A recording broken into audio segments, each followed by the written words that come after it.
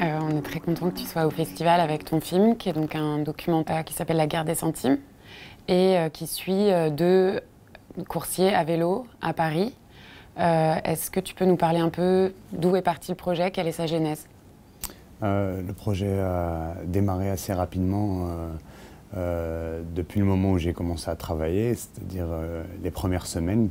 Il y a eu, c'était comme une évidence parce qu'il y avait un contraste entre ce qu'on nous a raconté et ce qu'on entendait sur ce métier avant de commencer, c'est-à-dire la liberté de travail, choisir son emploi du temps, être complètement libre. Et quand on est sur le terrain, rapidement, on comprend que c'est complètement faux. Qu'on est soumis à beaucoup de contraintes et de statistiques, qu'on est souvent jugé. Et donc, il y avait une arnaque dans l'histoire à raconter. Et en tant que cinéaste, on va dire, mon devoir était de faire ce film. Donc c'était un film fait dans l'urgence, il fallait tourner tout de suite. Parce que généralement, les coursiers ne pensent pas faire ce métier à vie. Donc c'était le moment à filmer pour l'inscrire dans l'histoire et dans la mémoire. C'est ce que je disais aux personnages, aux deux personnages, quoi. Inscrire quelque chose dans la mémoire. Voilà, on a fait ça pendant un moment de notre vie. On a essayé de combattre, on a essayé de s'en sortir à travers ce moyen-là, tout en dénonçant à travers le film. Et tu nous parles d'ailleurs de tes deux personnages principaux, qu'on suit à la fois sur leur métier, mais aussi sur leur vie intime, sur leur parcours, leur poésie. Comment tu les as rencontrés?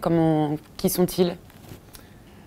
Il faut regarder le film pour vraiment savoir qui ils sont, mais pour moi, Omar, je l'ai rencontré parmi les coursiers, donc je l'ai rencontré à Paris, ici, et je suis vraiment heureux de l'avoir connu et rencontré et d'avoir travaillé avec lui.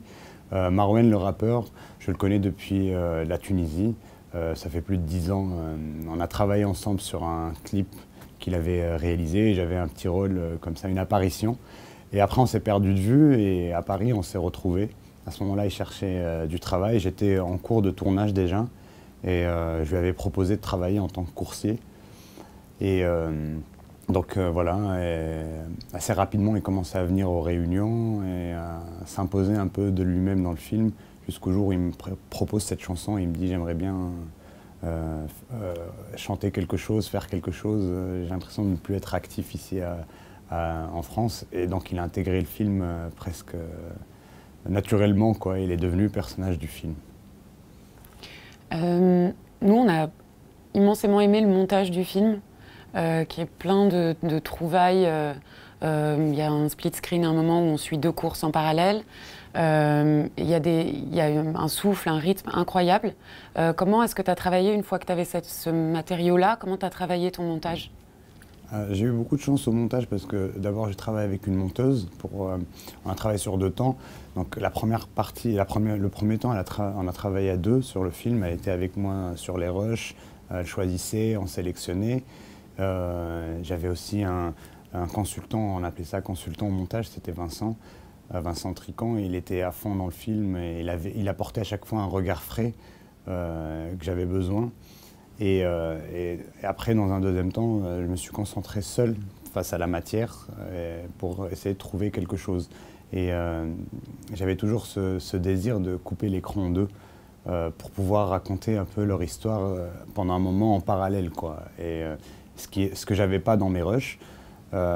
Donc, on était encore en montage quand j'ai reconvoqué l'équipe une deuxième fois. Et l'équipe, quand je dis l'équipe, c'est les 2 acteurs parce que j'étais seul.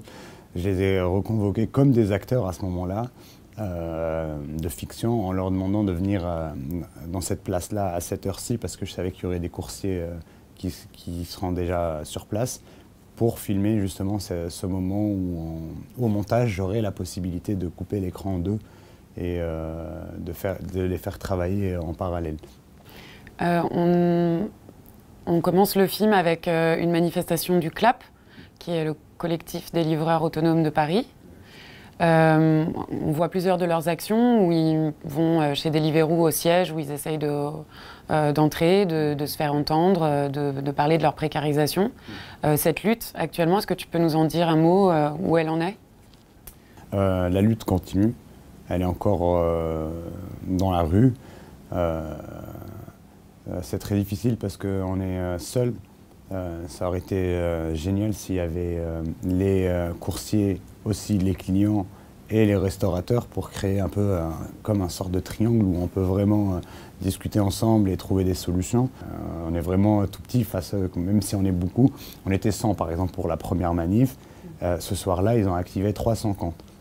Du coup, il y avait plein de coursiers qui travaillaient ce soir-là pour leur première nuit et qui arrivaient devant ce resto qu'on bloquait. Et pour lui, ça n'avait aucun sens qu'on soit là en train de dire on revendique un minimum fixe, même s'il n'y a pas de course, on est payé, une assurance, toutes ces choses-là. Pour lui, enfin, il lui a activé le compte et enfin, il va pouvoir travailler et payer ce loyer et tout ça qu'il travaillait dans sa tête.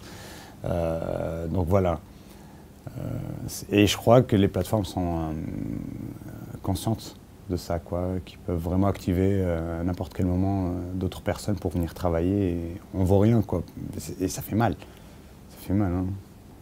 Bah, en tout cas, merci immensément pour ce film. C'est moi qui vous remercie déjà pour l'accueil et pour vraiment cette occasion de présenter le film dans cette très très belle salle. Franchement, merci du fond du cœur.